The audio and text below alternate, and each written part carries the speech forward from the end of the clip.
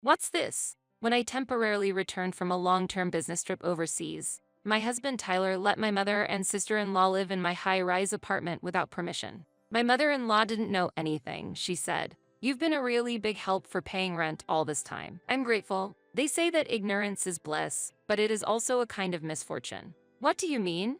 I deliberately feigned ignorance to them. What will happen to my misinformed family-in-law? My name is Wendy and I am a 36-year-old office worker. I was divorced, had no children, and was a full-time housewife at the time of my first marriage. I frequently quarreled with my ex-husband and eventually separated over many issues. I have no regrets about it. However, looking back, I feel that both sides needed to grow. I have already lost contact with my ex-husband and are now both leading new lives. As if to prove that, I remarried about 3 years ago. After my divorce, I got a job and met my current husband, Tyler, at the workplace. Tyler also happened to be a divorcee, and due to similarities, we hit it off well, which eventually developed into a romance and led to remarriage. There was a time when I thought I would never get married again after the divorce. I even thought that I was not suitable for marriage. But after meeting Tyler, I also came to feel that it is okay to pursue happiness. I seriously hoped that this one would have a happy ending. However, marriage was still difficult. We were supposed to have learned from each other's failed marriages, but it was difficult to remain patient. 6 months after our remarriage, our initially caring relationship with each other slowly began to deteriorate, and we no longer saw the desired behavior we had hoped for. The opponent's shortcomings became visible. When I remarried, I decided not to quit my job and continue working. In my first marriage, I was a stay-at-home wife, but this time I intended to keep my job. Tyler agreed, and we continued to work together. Although it was agreed that household chores would be shared, Tyler's participation in housework was limited at first. Gradually, he abandoned all housework because he was busy, and in the end, I took on most of the chores. When it came to cooking, I was mainly in charge of it. It's not that Tyler didn't know how to cook, but he was waiting for me to make things.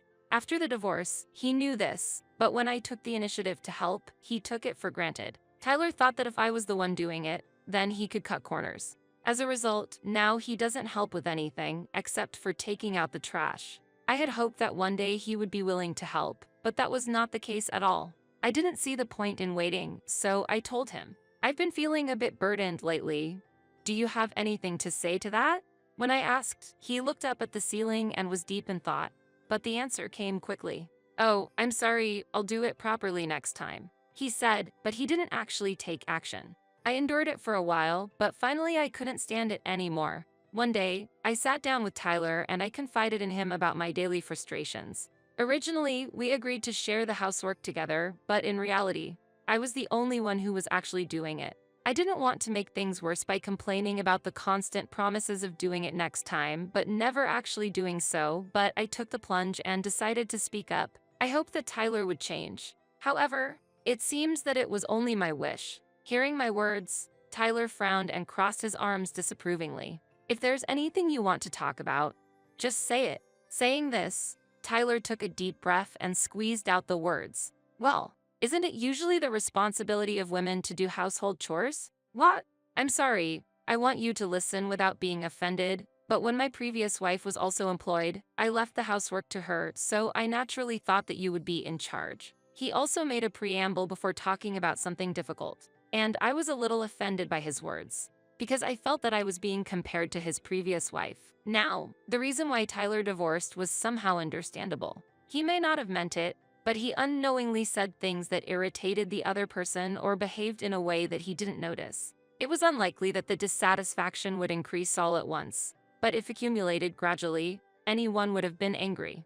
I also felt irritated like this, which may have been an unpleasant trait for men. Let's stay calm here. Much more modestly and gently than usual, I asked him to share the household chores again. Tyler also understood, so I decided to wait and see. However, human beings do not change so easily. Despite my request, within 2 weeks the situation had reversed. Busy, tired, and out of hand, enumerated useful excuses, and Tyler was escaping from household chores. At this rate, it was inevitable that an argument would begin. Shortly after remarrying, tension began to rise between us. I wondered if this was the reality of couples, and looked back on my first marriage. But Tyler wasn't the only one with difficulties. My mother-in-law was also a nuisance. When I remarried, I visited my mother-in-law for the initial greetings. At that time, very heavy words were thrown at me. Tyler thinks this is his last chance. Wendy, can you take care of him? The moment she squeezed my hand tightly and asked me so earnestly, I felt a great responsibility. At that time, I believed that I would be able to get along smoothly with Tyler, but I never imagined that the relationship would deteriorate so quickly. Just when I thought that I needed to correct the situation at all costs, something unexpected happened. That was a few months ago. At that time, the company was talking about a long-term business trip. When I received a proposal for a business trip and was wondering what to do, Tyler recommended that I go and gave me a boost. Important decisions were always made through discussion, so I felt reassured by his words. One day, when I returned home, I was confronted with Tyler's infidelity. Why? 3 years have passed since I remarried this year. A few days ago, I was planning to eat at a delicious Italian restaurant for our wedding anniversary, but I couldn't keep up with the sudden scene. Tyler seemed to be happy when he left the room with his cheating partner, but when they found me in the dark living room with the lights off, they both cried out in surprise. I'm home. Tyler, can we talk for a moment? Tyler and his partner looked at each other and nodded slightly, and he walked towards me. The cheating partner left the house in silence. Tyler, who stood in front of me, apologized profusely. I'm really sorry. What? I haven't heard anything yet. What does this mean? I asked him what he was apologizing for because he apologized first. Then he began to explain the details of the affair. His lover was a junior at work, and they often worked together late on projects he was in charge of. At first, it seems that it was intended to be a one-time thing, but it looks like they met many times and had an affair in the end. I recorded this conversation to avoid any discrepancies later on. I didn't expect him to confess so honestly, but I think he had no way out because he got caught in the act. I've pretty much figured out what's going on. I'm sorry, but I'm thinking of separating. Can you leave? What? What happened so suddenly? You know my mom is coming to visit, right? Of course I know, but I can't help it, right? It's urgent. At these words, Tyler's face stiffened and he turned his head. If it's my husband's house, I won't complain. However, this high-rise apartment was where I lived since before I remarried. In other words, it was not property of husband and wife. At that time, I decided to take a long-term business trip. It wasn't a change of pace, but I wanted to calm my mind by focusing on something else. I told Tyler to leave while I was on a business trip. He begged for the last time. Please, I'll take care of all the housework, so. I'm sorry, I'm not generous enough to tolerate infidelity. I just want some time to think about it, so I just want you to be grateful that I don't ask for a divorce right away. Tyler was speechless. After that, I went on a business trip. My mother and sister-in-law often visited. But what will happen when they find out the truth? It's hard to imagine, but they will probably contact me. After returning from a business trip, the opportunity to return home for a short period of time arose. However, there was no family waiting for me. My marriage to Tyler continued. But nothing had been decided about my future yet. I was hesitant to give our marriage another shot. I thought I had learned from my previous mistakes. But it ended up being a failure again, and this time due to cheating. This situation was worse than last time. Above all, I despised cheating. It was hard to forgive, and I was considering divorce myself. I was also aware that this would lead to a second divorce. I thought it might be a good idea to meet him at least once when I returned home, so I decided to contact Tyler after returning home. When I got home, I felt uncomfortable with the unnatural noise. Why was there so much noise? Tyler should have already left the house, but when I entered the house carefully. Oh, Wendy, it's been a long time. What are you here for? What's this? What is this situation? To my confusion, my mother-in-law said, now that you've accepted the divorce, have you calmed down? I couldn't grasp the meaning of her remarks. What did her words mean? At that time, my mother-in-law told me something unbelievable. I've heard that you cheated on Tyler and went to the other man. What? I thought you were caring because you were both remarried, but your actions were disappointing. Honestly, I was disappointed. Really? Tyler made the wrong choice. My mother and sister-in-law put everything into words. I was trying to grasp the situation from what they were saying. Why are they in this house? Why do they think I'm cheating? Gradually, the facts began to surface. Was Tyler lying? But there is also an advantage to this situation. Even though you are gone, this residence is in your name, right? Finally, my mother-in-law mocked me. You've been a really big help for paying rent all this time. I'm grateful. They say that ignorance is bliss, but it is also a kind of misfortune. What do you mean? I deliberately feigned ignorance to them. What are you talking about? It's not me who was cheating. It was Tyler. I notified you about living apart, but what's wrong with that? They looked at me and stopped in amazement. Tyler was cheating? That's a lie, no? I interrupted my mother-in-law and said, has Tyler ever presented you with evidence that I am cheating? Well, no, because he said he didn't want to see it. Notice your mistake, and look at this instead of the supposed evidence of my infidelity that my husband claims he has. I presented a recording of Tyler talking about his affair to my mother and sister-in-law. My mother and sister-in-law covered their mouths with their hands. The story from Tyler and the story I told them were different, and they didn't even seem to know the fact that we lived apart. Therefore, he should be able to leave this house now. But why are you here? My mother-in-law responded to my question a little later. He didn't want to be alone because he was anxious, so he suggested that we live with him. I'm here because of the same reason. They seem to be quite free to act. I had no other choice. I immediately contacted a lawyer and made a request. I had already consulted a lawyer before the trip and was ready to make a request. I'm going to spend tonight somewhere else. Against my mother and sister-in-law, I decided to take a fairly clear position. Return to your original residence by tomorrow, or we will take appropriate legal action. I strongly told them. When they heard these words, their complexions immediately turned pale. The next day, the situation took a sudden turn, and Tyler suddenly contacted me. From the messages he sent me, there was a clear sense of impatience, and I could see that there was probably a lot of pressure from my mother and sister-in-law behind it. And the next day, when I met him as promised, his eyes were almost closed, and it was clear how mentally cornered he was. You look pretty tired. Did you have any trouble? When I asked, his appearance was so heartbreaking that I couldn't help but laugh, even considering the facts I knew. At that time, Tyler suddenly fell to his knees and pleaded earnestly, please, don't abandon me. What's the matter? Why so suddenly? When I asked, he continued, I heard from my mom and sister, and they knew I was lying. So I thought I'd give it one more shot. I was surprised. Oh, really?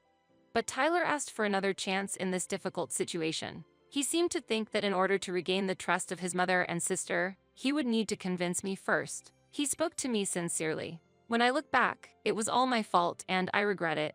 From now on, I want to grow as a person. That's why I want you to see the new me. In spite of Tyler's passionate speech, I was determined. I'm sorry, I can't do that. Why? He couldn't hide his look of surprise and disappointment. You promised to help with the housework, and you said we were going to separate, so you should have left the house, right? How do you think I can trust you from now on that I was lied to by you and let us live in that house? Tyler choked up. After returning to the US, I had already begun to think about divorce, but when I returned home, my thoughts turned into conviction. No more hesitation. I've already hired a lawyer so that I can move on. Can you get in touch with them? And I've already told your mother to leave the house, so please leave as soon as possible. You're kidding.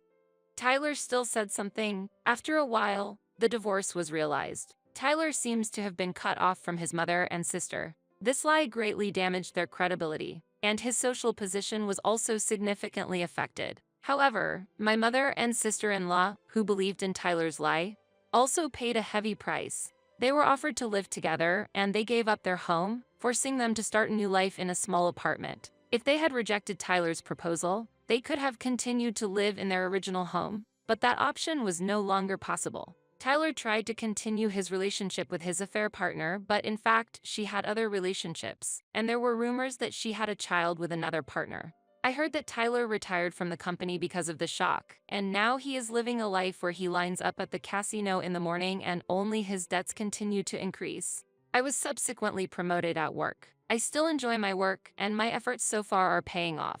For a while, I would like to have my work as my partner and make my life more enjoyable and enriching.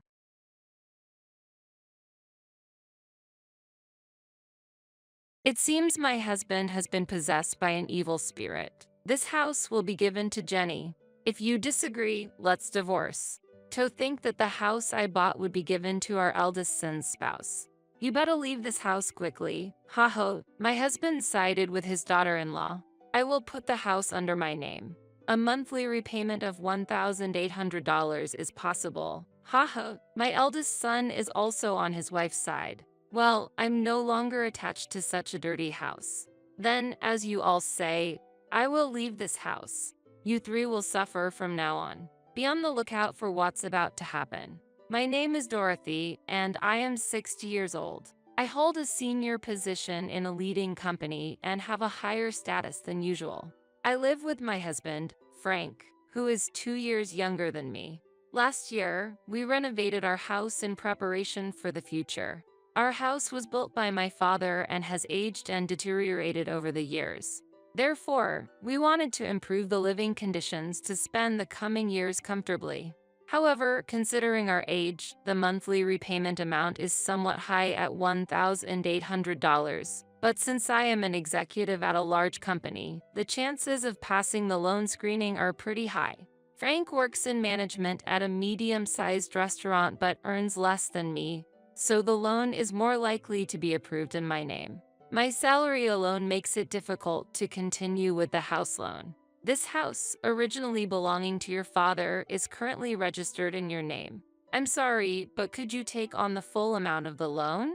In return, I will contribute more to the household than before. After such a discussion, we decided to renovate. The renovated house has become more comfortable to live in, almost like a different place.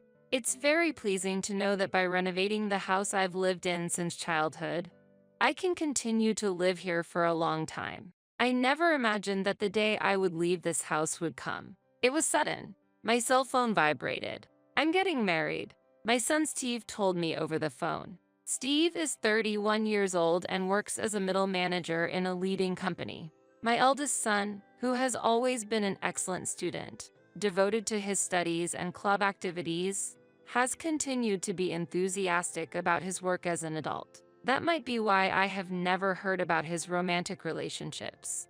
I was very curious about the woman he was considering marrying. I wonder what kind of person she is. If Steve chose her, she must be charming. However, I'm worried that Steve, who has little experience in love, might be taken advantage of by someone with ulterior motives.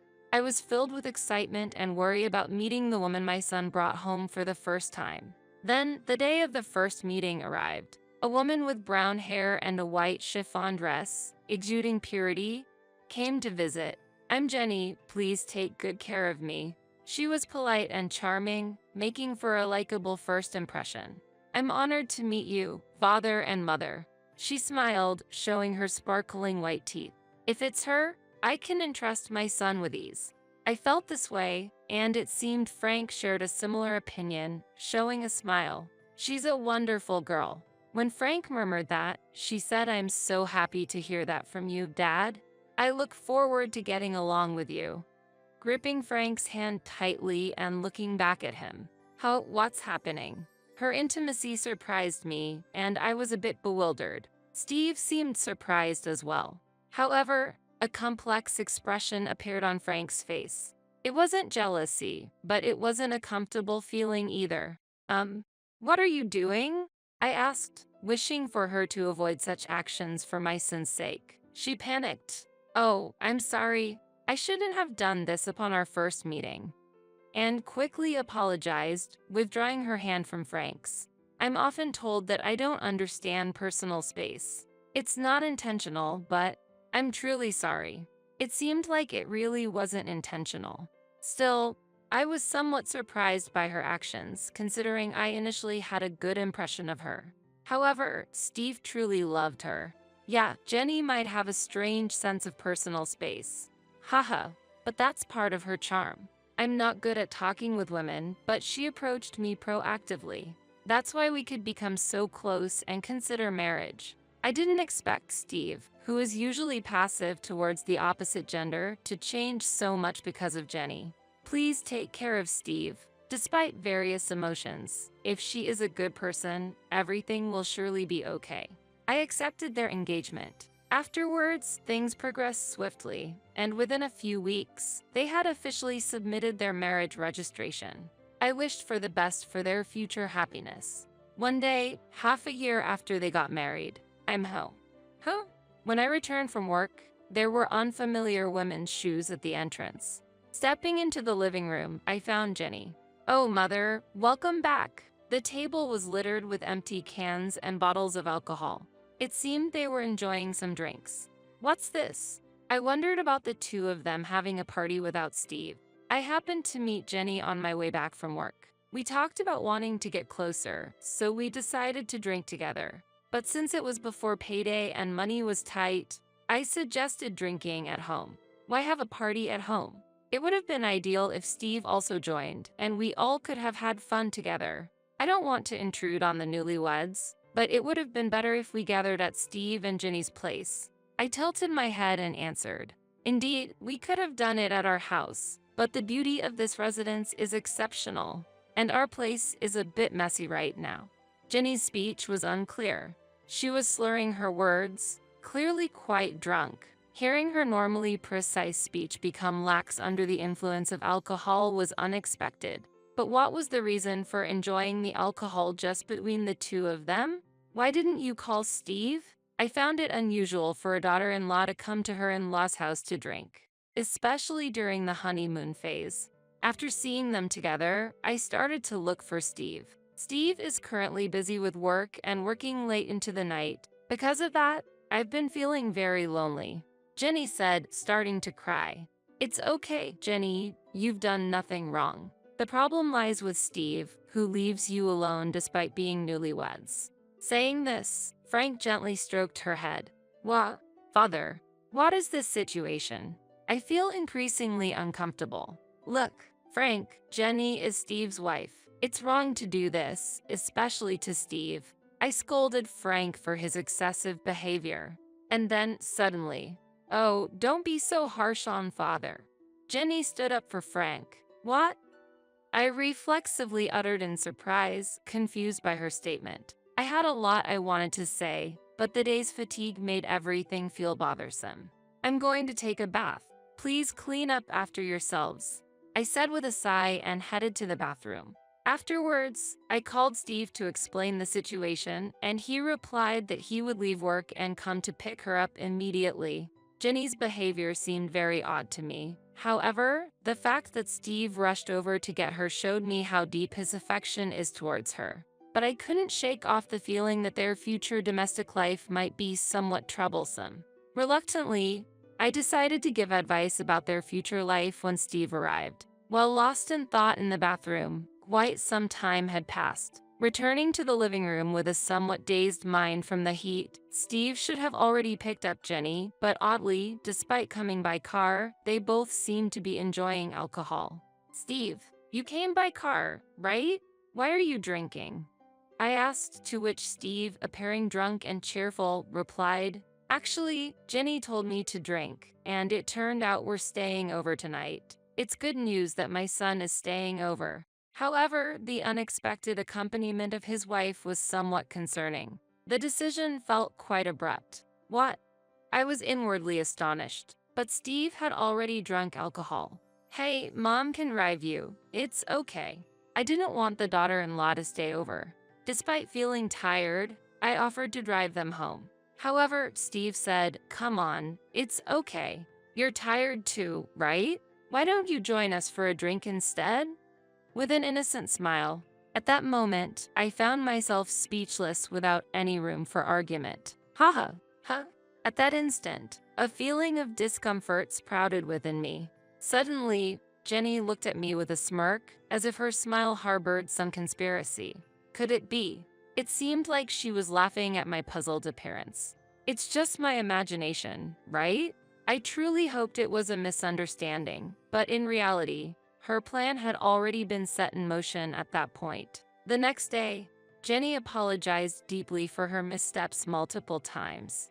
"I am terribly sorry," she said before leaving, and I felt like peace had finally been restored, overwhelmed by fatigue. But when I returned home that day, Jenny was there again. Steve was nowhere to be seen.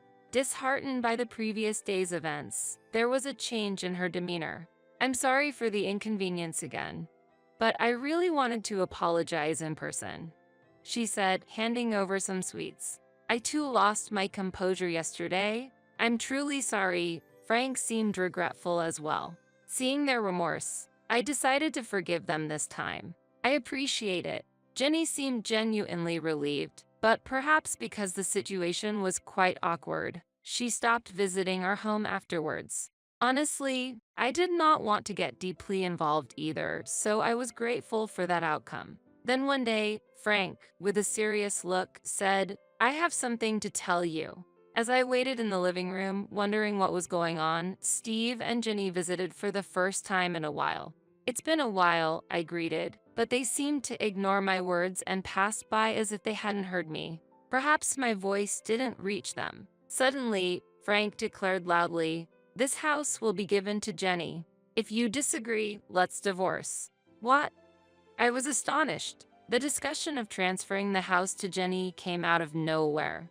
It was a baffling situation. While I was confused, Jenny said, "Please leave this place." What does she mean?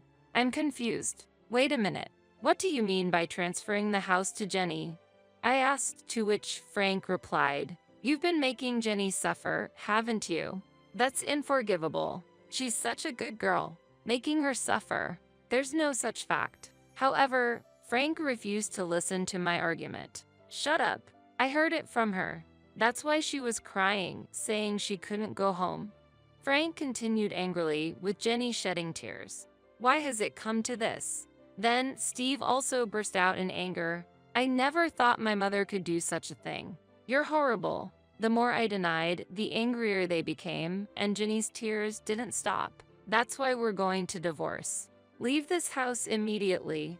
I plan to continue living here with them." I couldn't understand why I had to transfer my own house to Jenny. When I asked for the reason, because Jenny is deeply hurt. We could have sought compensation, but we thought of a better solution. Taking this valuable house from you and giving it to Jenny is the appropriate punishment for you, was the response I received, even though I didn't make her suffer.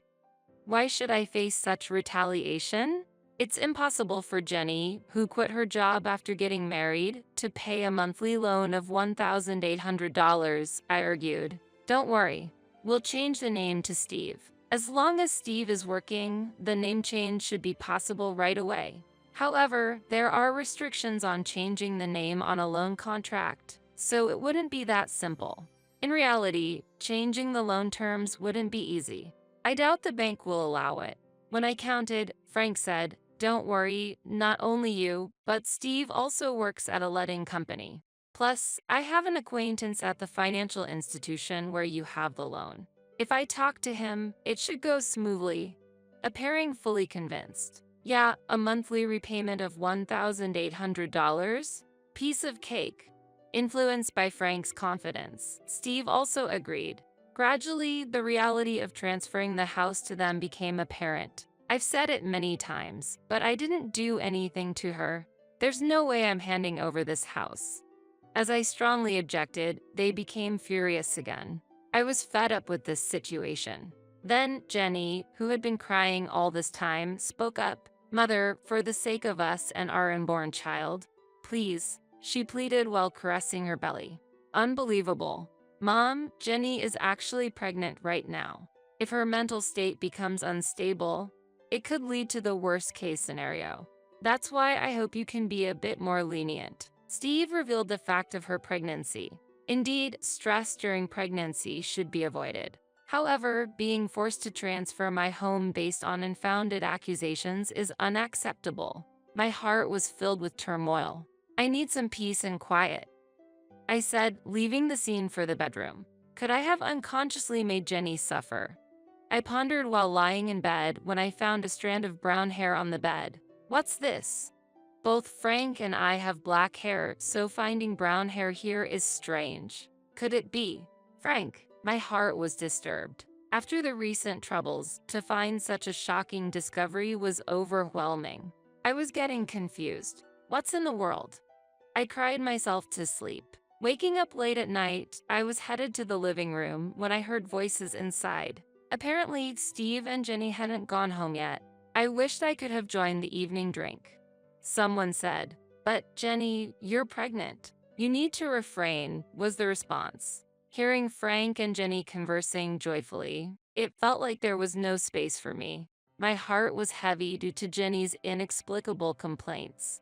Standing frozen outside the living room, suddenly, an intimate sound reached my ears. "Ah, Jenny, I love you." Frank's voice. Stop it, Frank.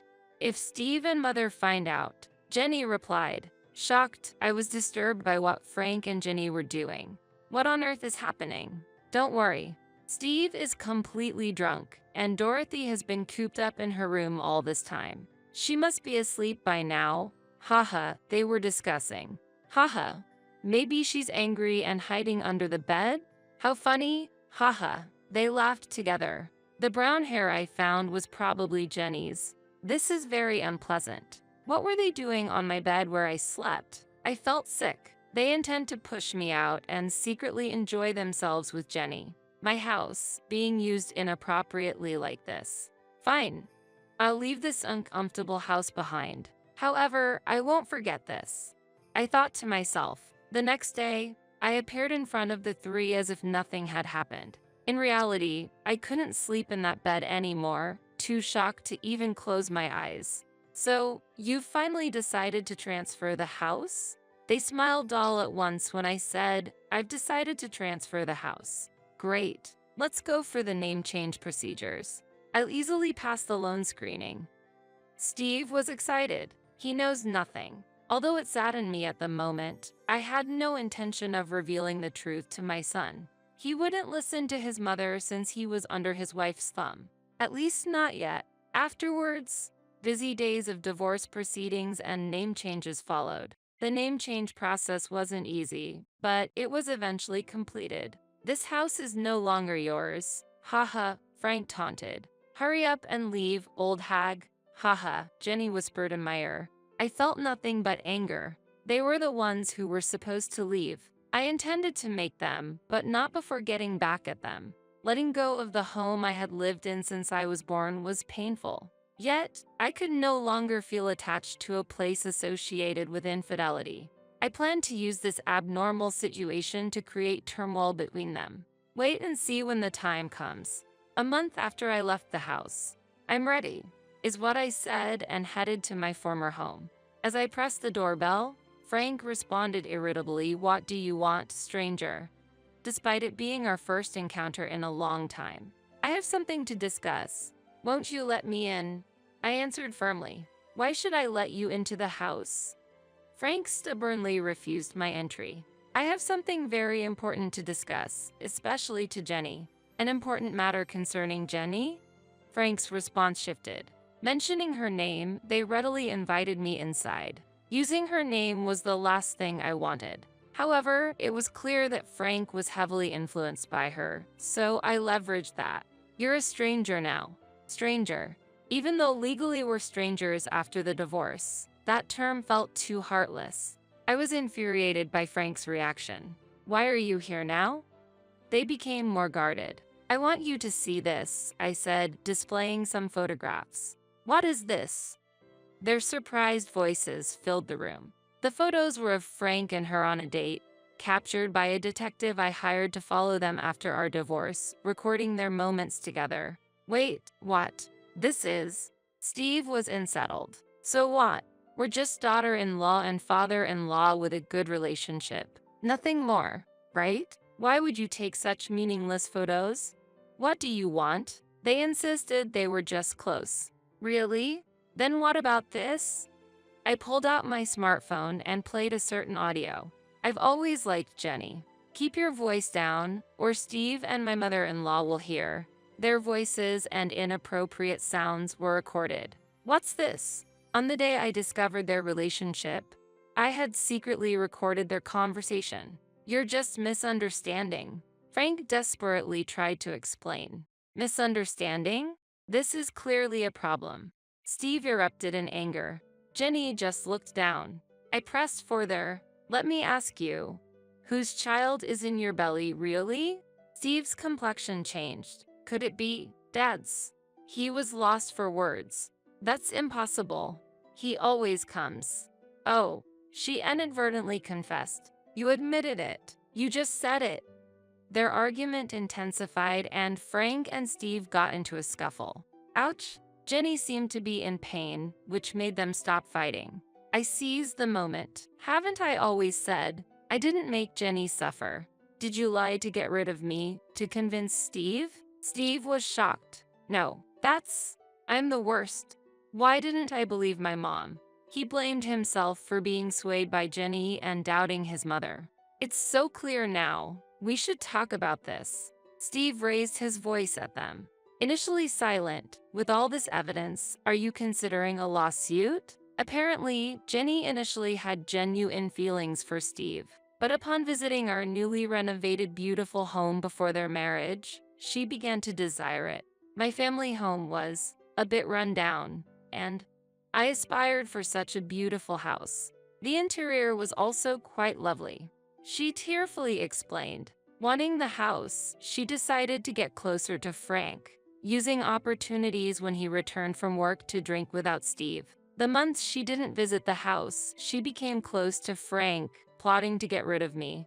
You could have just suggested living together from the start. When I said that, she remained silent before finally responding. I don't have a positive impression of mothers-in-law. My own mother and grandmother were always fighting, and my grandmother constantly bullied my mother. So, I wanted to avoid living with my mother-in-law. Getting rid of you was the only solution to live comfortably in a beautiful house. If she had such an image of a mother-in-law, she wouldn't want to live together. But to go as far as taking my husband. However, how did Frank perceive this situation? I knew I was being used, but I fell for her the moment we exchanged greetings, shook hands, and she smiled at me.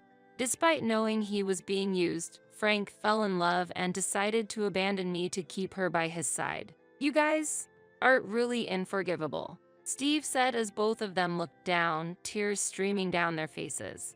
Steve decided to get a divorce. DNA tests on the newborn confirmed Frank as the father.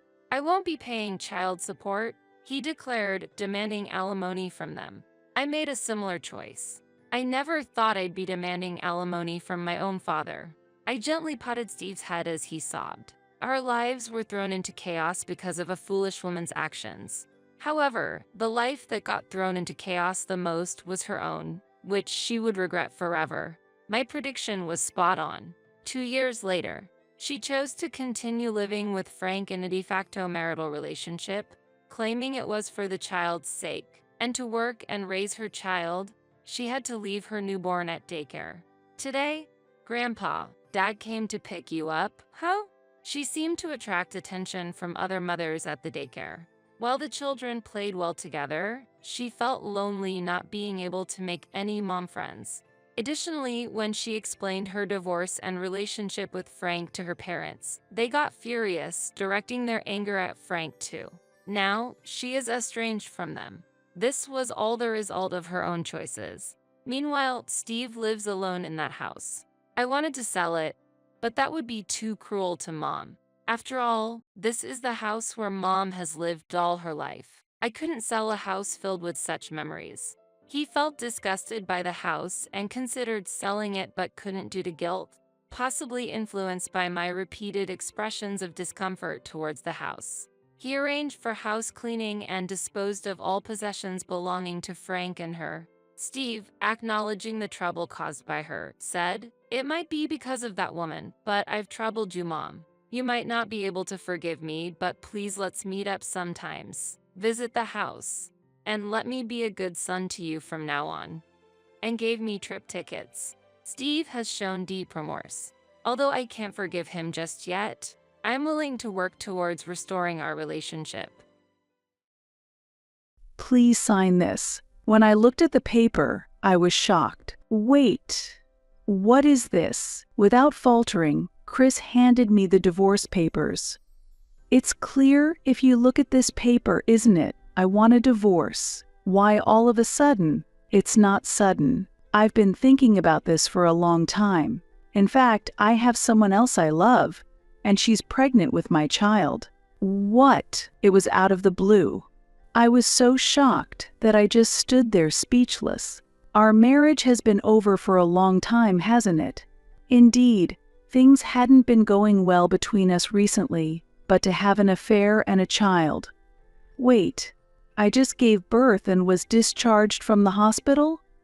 We were supposed to be happy together from now on. That day was the very day I had returned from the hospital after giving birth. We were supposed to live happily as a family with our newborn. Why did this happen? I hesitated about telling you today since you just got out of the hospital, but I think it's better to tell you sooner. Besides, she's pushing me to get a divorce soon." Chris said this with a smirk. His eyes were no longer looking towards a future with our family. I was shocked at his betrayal and burst into tears. I thought, what should I do? But he unilaterally notified me of the divorce, and we separated. 5 years have passed since then. One day, at a big shopping mall, I ran into the worst person I knew, my ex. He said, "Oh, Diana, isn't it? It's been a while." I heard the voice of my ex-husband. He was the number one person I did not want to encounter. I gasped in surprise. "What's with that reaction? You've aged, haven't you? By the way, how have you been since the divorce? It must have been tough being a single mother." He started talking as if he were a stranger. His words were shockingly insensitive. "You abandoned us, didn't you?" While suppressing the anger welling up inside me, I retorted sarcastically. "I had the support of my family, so there was no problem at all without you. Why are you pretending to be strong? Your father, that small-town doctor, right? You couldn't have relied on such parents." Chris laughed. And while I remained silent, he began to boast about his own recent circumstances. "I got married to a female doctor afterward. She's incomparably better than a part-timer like you.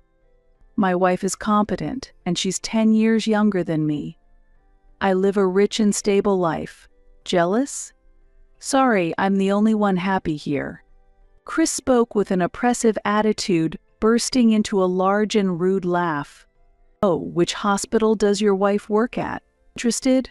Richardson Hospital. It's a famous medical center that just opened recently. You worked at a hospital too, right? You must have heard the name. Richardson Hospital. Haha." I couldn't help but smile at my ex-husband's confident speech, because that hospital is a place very familiar to me. Fate really is ironic, isn't it? Yes, I know that hospital well. Because when my ex-husband heard the truth, his face suddenly changed. "My name is Diana. My father runs a small clinic beloved by the local community, and my mother worked there as the office manager. As a doctor, my father had extremely busy days, working almost without rest for the patients who needed him. As a child, I often felt lonely due to the limited time I could spend with my family, but my admiration and respect for my father were strong. I always harbored the desire to become someone who could help many people, just like him. As an adult, I chose not to become a doctor but a nurse instead.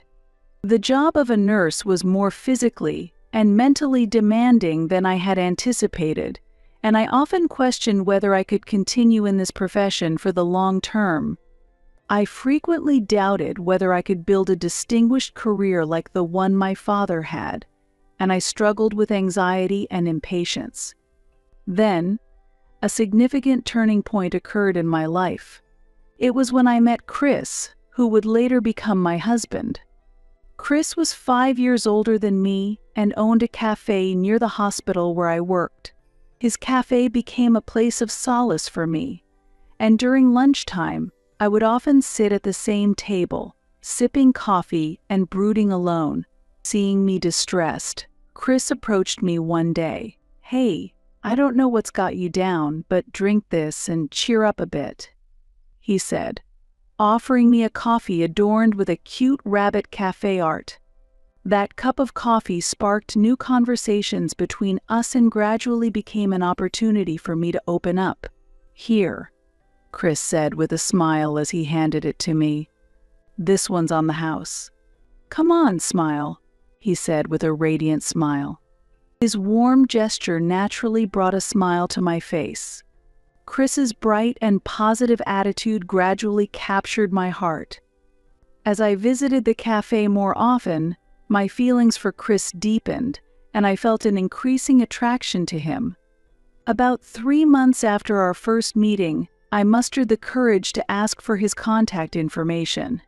He happily agreed, and from there we started dating seriously. 2 years into our relationship, Chris proposed to me. In front of my parents, he confidently declared, "I will definitely make Diana happy, so please rest assured." Moved by his sincere demeanor, I fell for him all over again and felt a deep love. My parents were also touched by Chris's earnestness and expressed their gratitude. "Thank you, please take good care of our daughter," and wholeheartedly blessed our marriage. Overwhelmed with emotion, they said, "Be happy. We're supporting you." As part of our wedding preparations, when we visited Chris's parents, they said, "Chris might be a bit unreliable, but please look after him," and gave us encouraging words. "If there's ever anything, just contact us, and we'll scold him." During our first meeting with Chris's parents, I was relieved to find them very approachable and easy to talk to. After the official greetings between both families, we had our wedding and started a joyful and fulfilling married life. Married life did come with its small grievances and difficulties, but each time we overcame them, our bond strengthened, and the happiness we felt day by day was immeasurable. Then, 2 years into our marriage, my husband made a surprising proposal. "Why don't we make your dream come true?" Chris suddenly said. "My dream? What do you mean?" I asked in surprise. "To build our own house. Remember," he replied with a smile. "Really? You remembered that?" I exclaimed in surprise. "Of course. I couldn't possibly forget," he said confidently. I had mentioned wanting to build a house during a casual conversation when we were still dating. I was moved and very happy that he had remembered such a minor detail. "Thank you, Chris," I said, expressing my heartfelt thanks. Afterward, we went to a real estate agency and decided to look at various properties. Visiting the housing exhibition was a fun experience in itself. "Wow, look at this. This kitchen is fantastic." I pointed at a modern peninsula kitchen. The idea of cooking in such a spacious kitchen one day excited me. "Indeed, it's wonderful. Cooking in a kitchen like this would be fun. Diana, check out this bathroom too. Isn't it nice?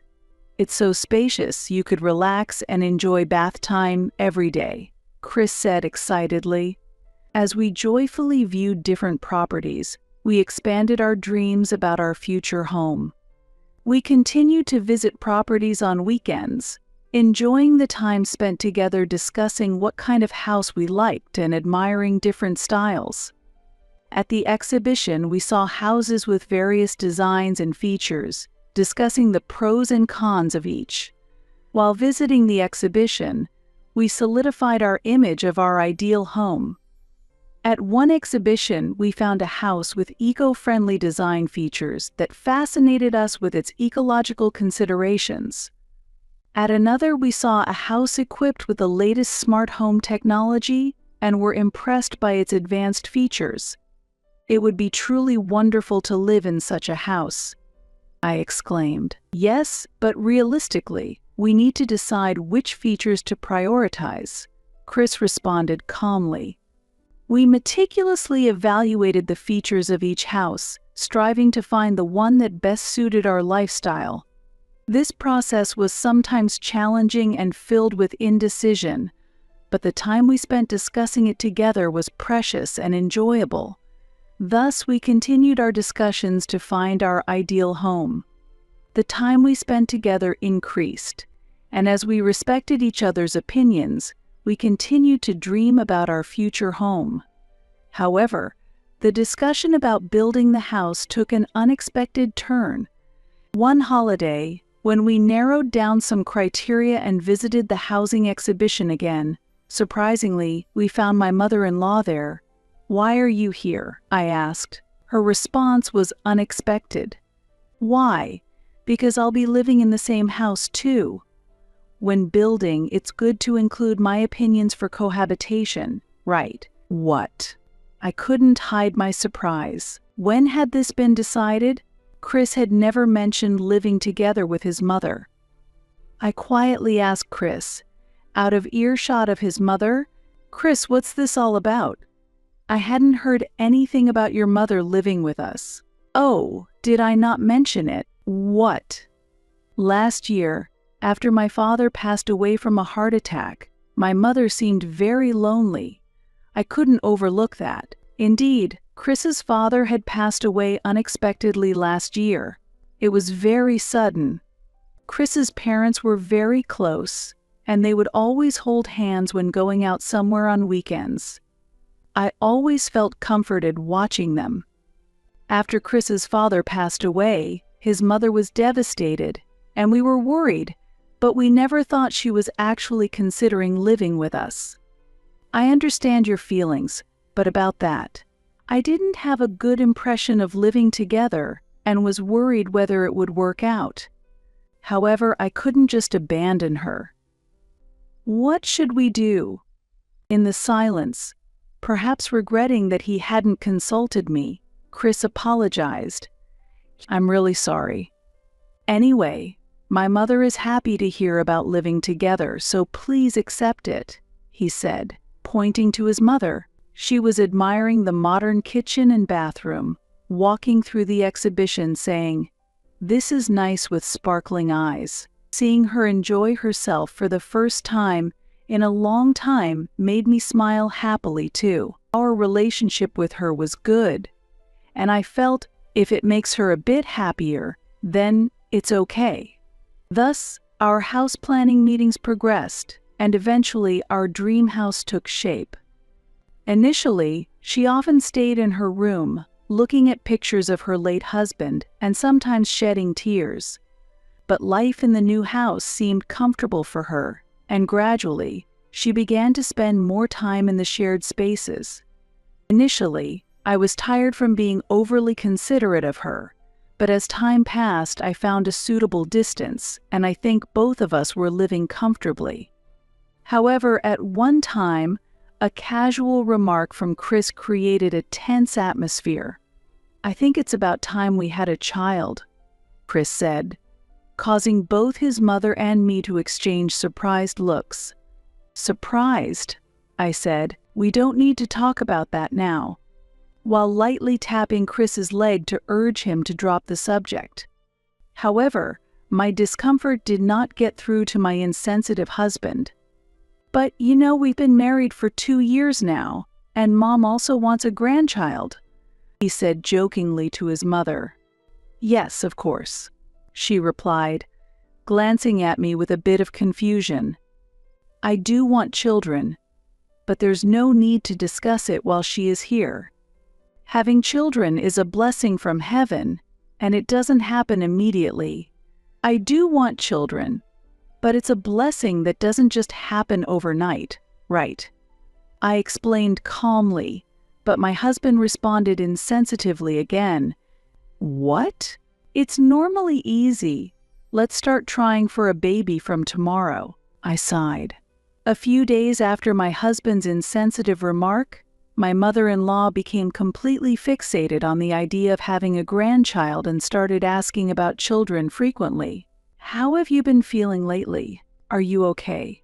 And I prepared oysters especially for you today. Eat up and get your strength up. They're good for vitality." It became clear that not only my husband but also my mother-in-law lacked consideration. She began to pressure me more about getting pregnant. The path to pregnancy can be difficult, and it often doesn't happen right away. Months passed without any signs of pregnancy. Another year went by, and our relationship became increasingly strained. "Why aren't you pregnant yet? Is there something wrong?" my husband would accuse, while I retorted, "Don't blame it all on me. The problem might be with you." This led to frequent conflicts between us. Furthermore, when my mother-in-law added, "Diana, your sensitivity to cold could be affecting it. You need to keep warmer.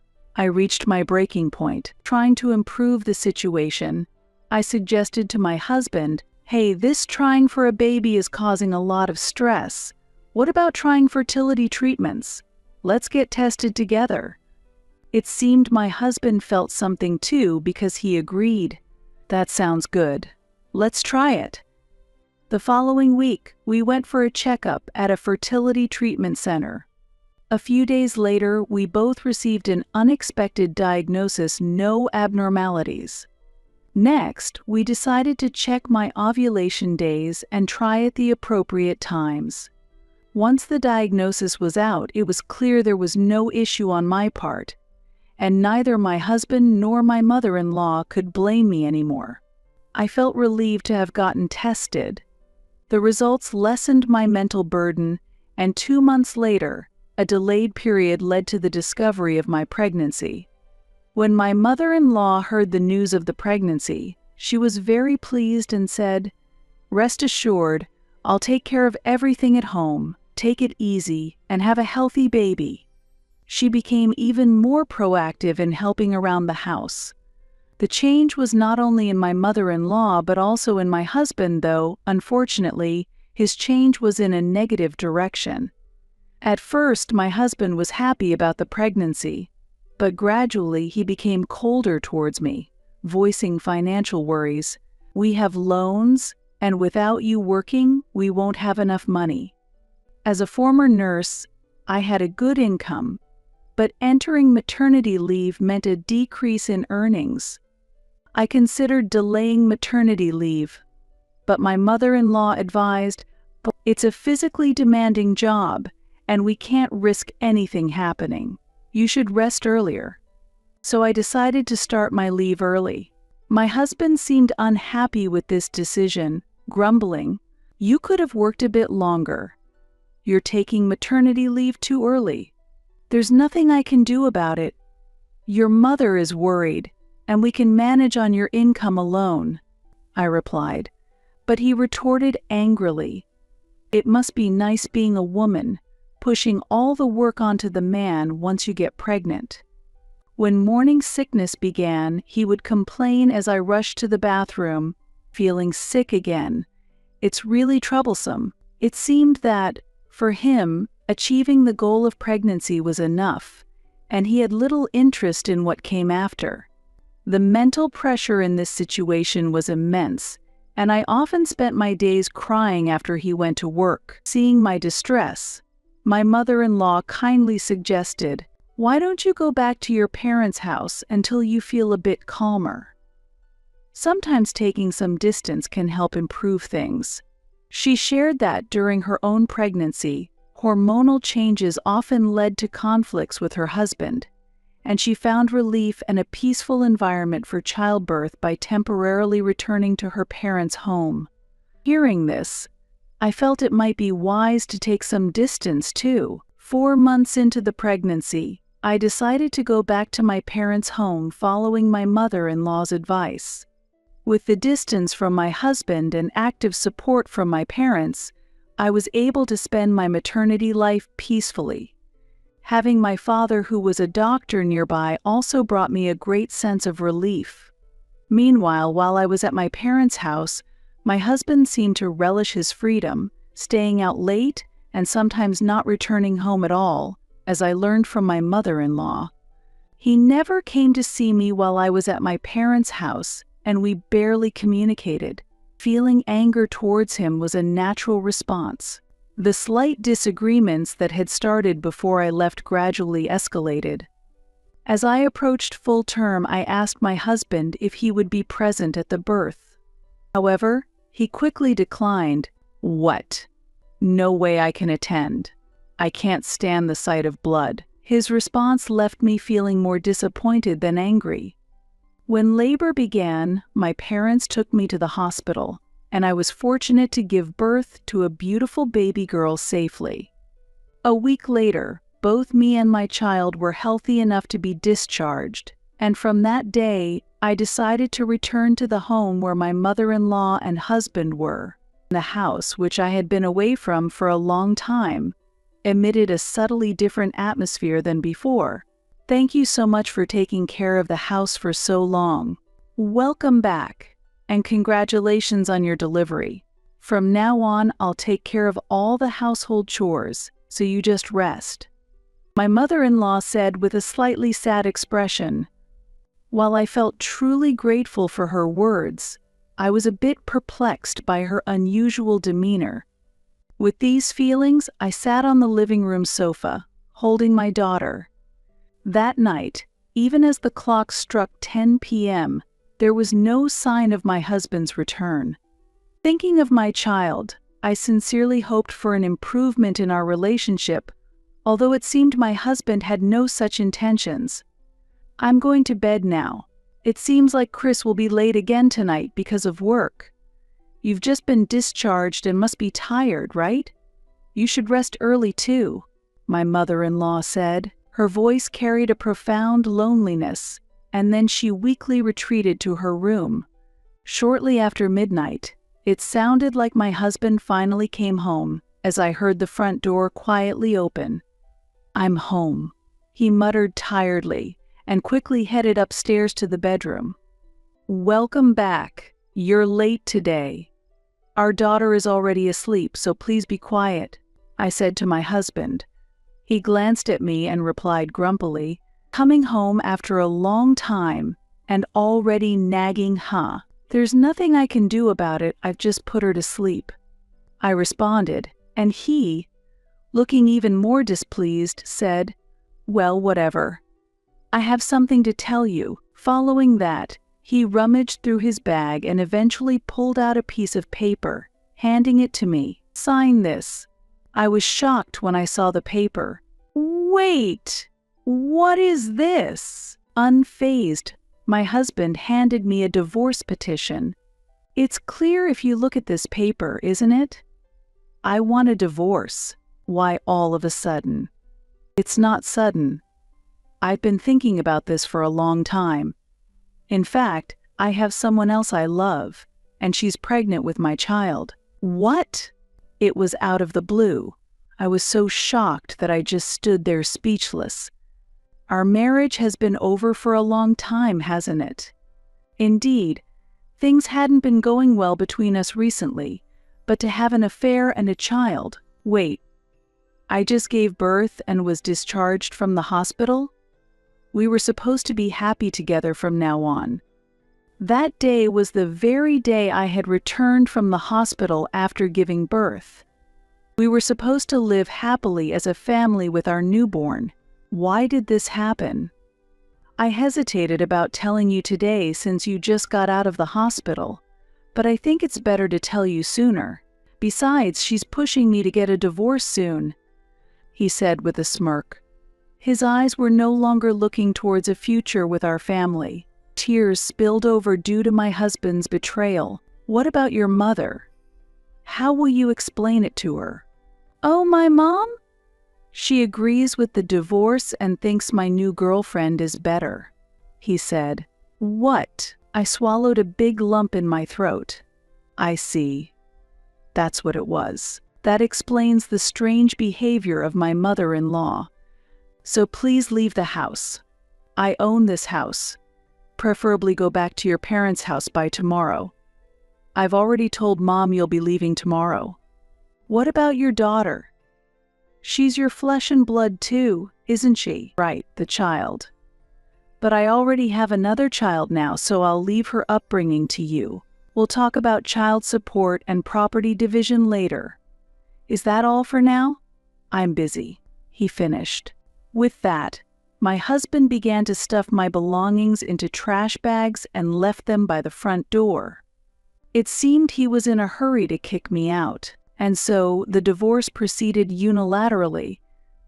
A few days later, I negotiated the division of assets and child support through a lawyer. It all totaled up to $80,000, but my husband didn't seem particularly perturbed. "That amount is fine. I'll pay it all at once, so please don't bother us," he said, half-jokingly laughing. I was surprised that he could afford to pay in one lump sum, Although I wondered where he had managed to get such funds, I was relieved that I no longer had to deal with him. Yes, I have no interest in you or your mistress anymore. Just one thing. I want you and her never to come near me and my daughter again. If you can't do that, know that I have my own ways to deal with it. My husband frowned slightly and agreed, "That's fine." A week later, he transferred the money into my account as promised. Thus, our marriage abruptly came to an end. 5 years have passed since then, and I am now 35 years old. My daughter, born during that tumultuous time, is already 5 and will be starting elementary school next year. After the divorce, I moved back to my parents' house with my daughter and am still living with them. With the support of my family, I resumed my career as a nurse after giving birth. Life is busy, but with my lovely daughter, each day is enjoyable. One day, while in a large shopping mall, I accidentally ran into him, the last person I wanted to encounter. "Hey, isn't that Diana? Long time no see," he said. I heard the voice of my ex-husband, the last person I wanted to meet. I gasped in surprise. "What's with that reaction? You've aged, haven't you? By the way, how have you been since the divorce? It must have been tough being a single mother." He started talking as if he were a stranger. His words were shockingly insensitive. "You abandoned us, didn't you?" While suppressing the anger welling up inside me, I retorted sarcastically, "Thanks to my family's support, there was no problem at all without you." "What are you pretending for? Your father, that small-town doctor, right? You couldn't have relied on them." My ex-husband laughed mockingly. His sneering words made my anger rise and my hands trembled. I wanted to hit this terrible man right then and there, but I knew that wouldn't change anything. Unpleasant memories from the past flashed through my mind, and I fell silent. While I remained quiet, he began bragging about his current life. "After we split, I married a female doctor. She's incomparable to a part-timer like you. My wife is capable and 10 years younger than me. We live a wealthy, stable life. Jealous? Sorry, I'm the only one happy here."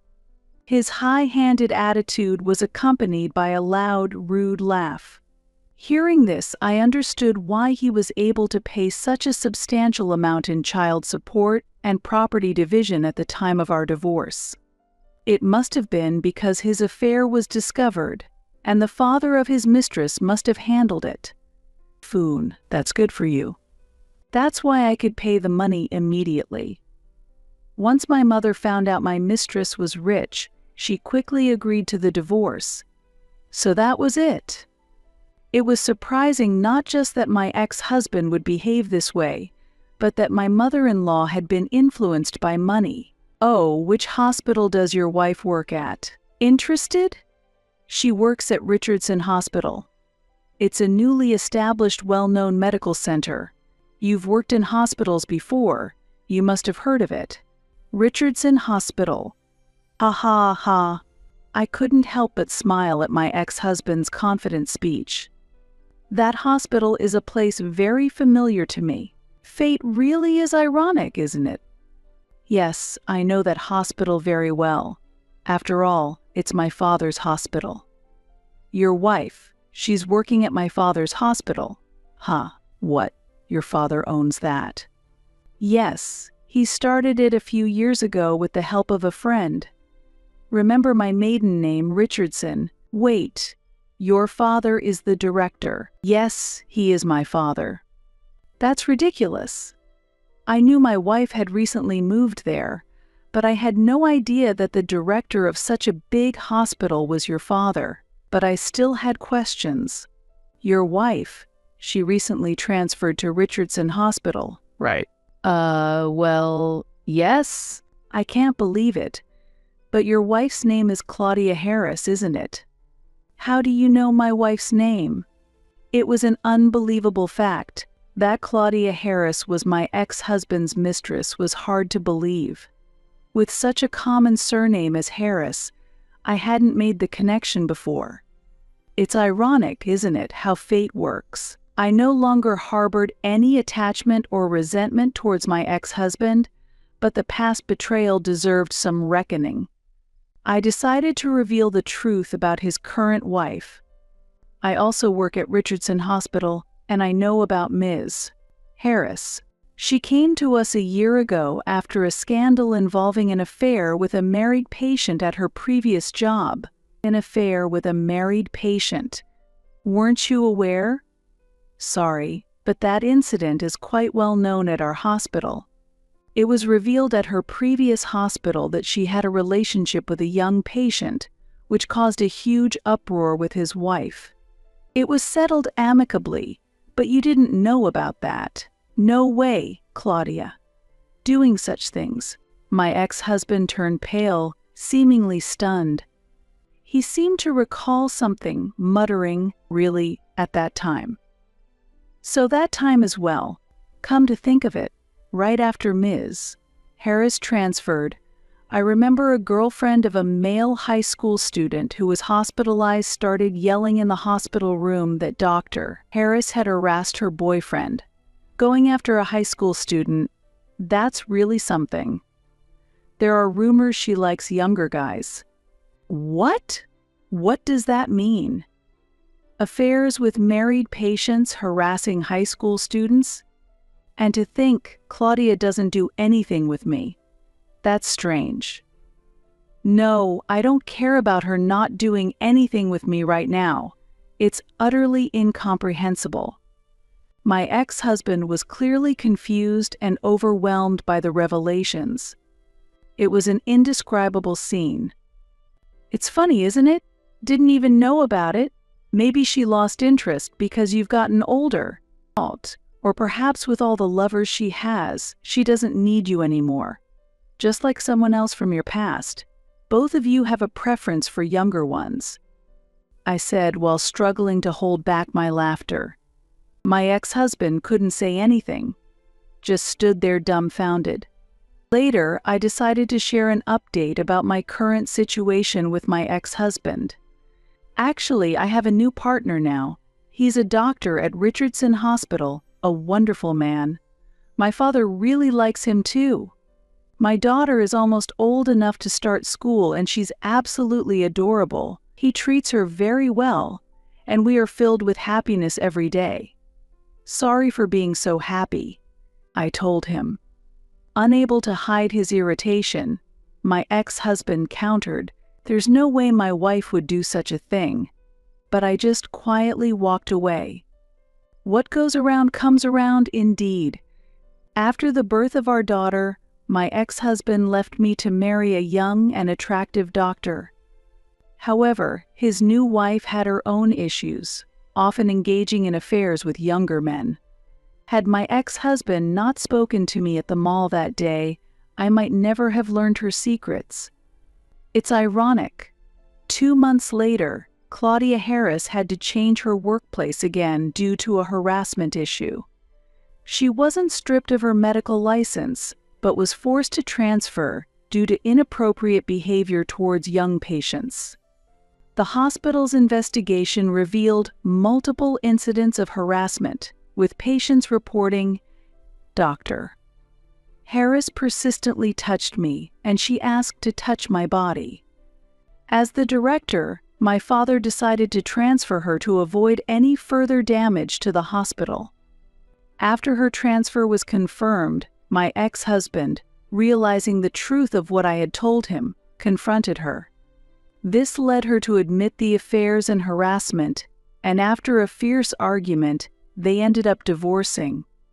Their child stayed with Claudia, and my ex-husband started a new life with his mother.